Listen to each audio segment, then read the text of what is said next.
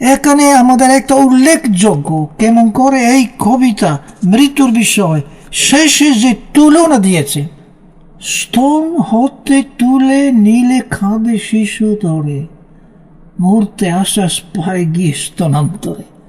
জীবন আর মরণ এটা মায়ের স্তনের মতো, একে পাশে জীবন আর একে পাশে মরণ। এই তুলনা আমার মনে হয় অপূর্ব। আর কোনো কবি আর রবীন্দ্রনাথ নিজে অন্য এইরকম সুন্দর কবিতা, সুন্দর তুলনা মনে হয় করে নাই আর করবে না। এবং সেই স্তনের কথা শুনে, মাতৃস্তনের শুনে এখন আমাদের নারীর কথা মনে পড়ে। তাই আমরা মরীচিকা, চিত্রা রবীন্দ্রনাথ নারীদের বিষয়ে লিখেছেন। মরীচিকা চিত্রা কাব্য থেকে।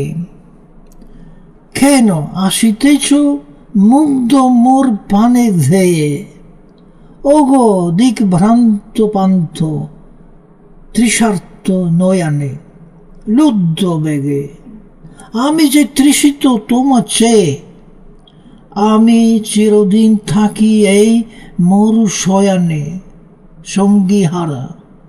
এই তো নহে পিপাসার জল, এই তো নহে নিকুঞ্জের ছায়া, পক্ষ ফল মধুরসে ভরা, এই তো নহে উচ্চ ধারায় সিঞ্চিত সরস্নিগ্ধ নবীন সাদ্দল, নয়ং নন্দম শ্যাম পল্লব মাঝারে, কোথায় বিয়ঙ্গ, কোথায় মধুকর দল।